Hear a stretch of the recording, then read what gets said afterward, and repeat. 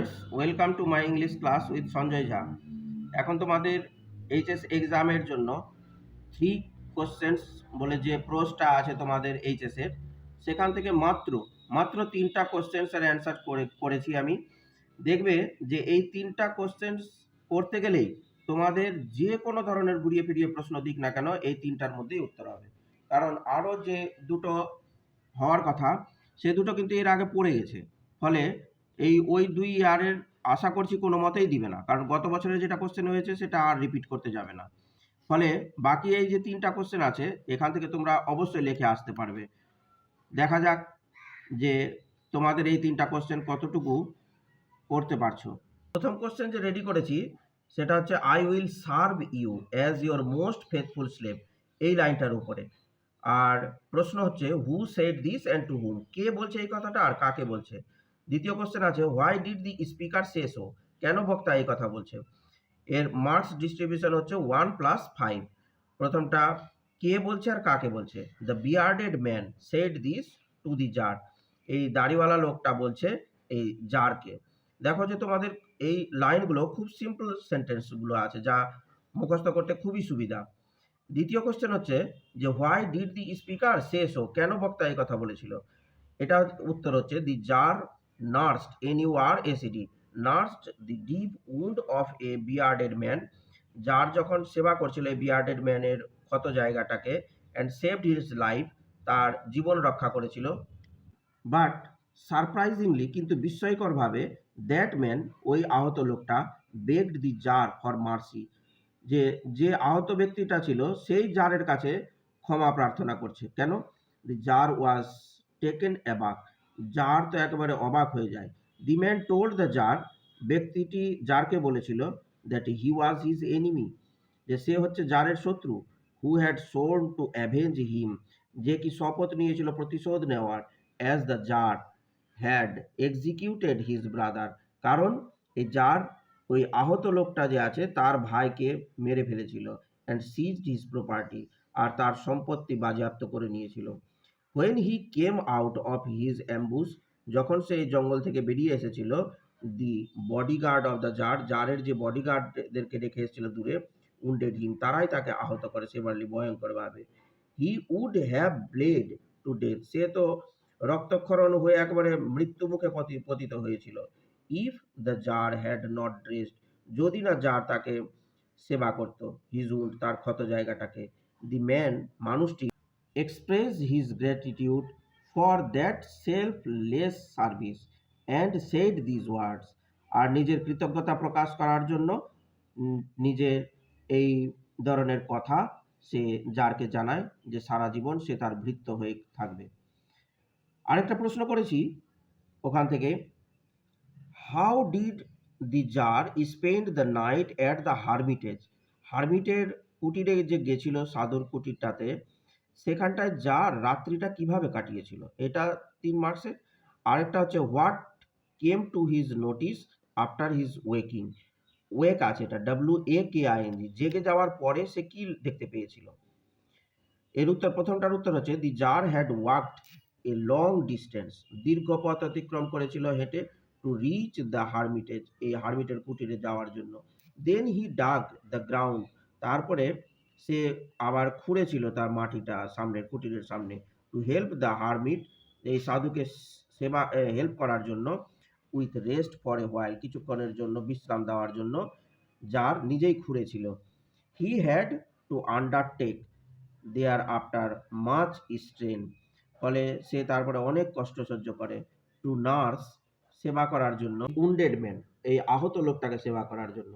All these made him very tired, এ সমস্ত কিছু তাকে ক্লান্ত করে দিয়েছিল খুব।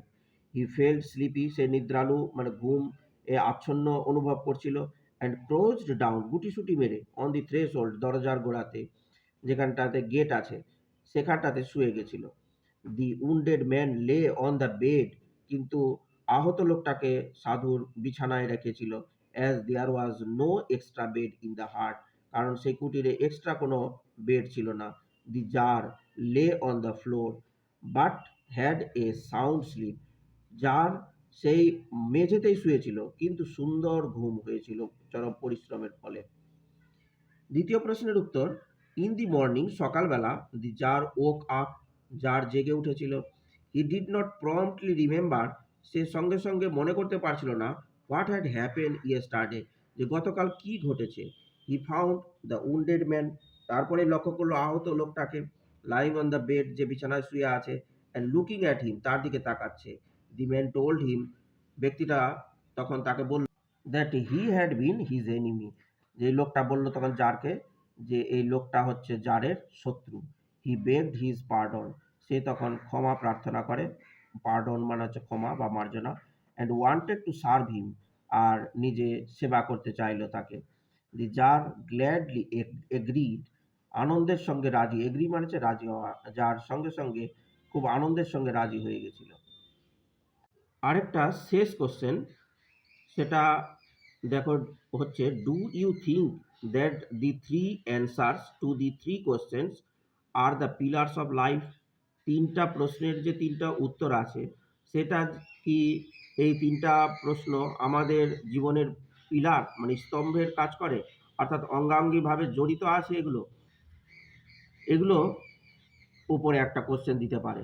দেখো, লিও টলস্টয়েস থ্রি কোশ্চেন্স, এটা স্টোরিটার নাম, তাই থ্রি কোশ্চেন্সটাকে ইনভার্টেড কমার মধ্যে রাখতে হবে, single inverted comma, bears a profound message in it, একটা বড় গভীর বার্তা দেয় আমাদেরকে। The three questions that haunted the tsar, যে তিনটা কোশ্চেন বিব্রত করছিল জারকে, are really the riddle of life, এগুলো হচ্ছে জীবনের সঙ্গে যুক্ত।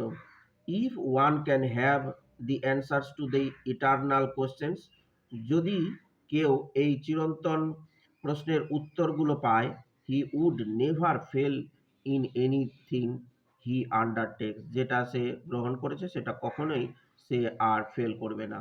দি স্কলার্স অফ দ্য কিংডম, এই সাম্রাজ্যের যারা পণ্ডিত ব্যক্তিরা, ফেল টু অফার স্যাটিসফ্যাক্টরি, ব্যর্থ হয়ে গিয়েছিল তারা তাকে সন্তোষজনক উত্তর দিতে। অ্যান্সার্স মানে উত্তরগুলো, টু দি কোশ্চেন্স, ওই প্রশ্নের উপযুক্ত উত্তর দিতে ব্যর্থ হয়ে গেছিল পণ্ডিত ব্যক্তিরা, স্কলার্সরা। The hermit solved the problems, কিন্তু এই হারমিট সাধু যে ছিল সে সমস্যার সমাধান করেছিল, from the experience of the tsar himself, যারকে বাস্তব যে সম্মুখীন হয় অভিজ্ঞতার তার মাধ্যমে। The tsar realised the importance of the present, বর্তমানের গুরুত্ব সম্পর্কে সে উপলব্ধি করতে পেরেছিল যার। Understood the importance of the person's right in front of him, তার সামনে যে আছে তার গুরুত্ব সম্পর্কে বুঝতে পেরেছিল। হি অলসো রিয়েলাইজ, সে আরও উপলব্ধি করেছিল, that the most important job is, সবচেয়ে গুরুত্বপূর্ণ কাজ হচ্ছে, to make people around happy, যে তার মানুষের চারপাশে যে লোকগুলো আছে তাদেরকে প্রথম সুখী করা, খুশি করা। Thus it may be concluded that the answers to the three questions are the fundamental pillars for proper realisation of life, এটা হচ্ছে জীবনের উপলব্ধি। এই তিনটা প্রশ্ন তোমাদের most important questions and answers আছে, তোমরা এই তিনটা প্রশ্ন পড়ে যাবে, প্রশ্ন ভালো করে বুঝে দেখবে যে উত্তর একই আসবে, হয়তো কখনো কখনো কি করে একটু ঘুরিয়ে ফিরিয়ে প্রশ্নটা করে দেয়, কি হয়তো ওয়ার্ডটা একটু হার্ড দিয়ে দেয় যা তোমাদের বুঝতে অসুবিধা হবে, কিন্তু উত্তর একই হবে।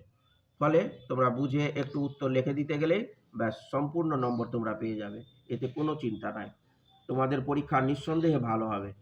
কোনো চিন্তা না করে ভালো করে বানান টানান করে পড়ে নিলে, আর অ্যান্সার্স তো দেখছো খুব সহজ সরল ভাষাতে লেখা আছে, ফলে কোনো অসুবিধা হবে না। তোমাদের ভালো পরীক্ষা হোক এটাই আমি কামনা করি। ধন্যবাদ।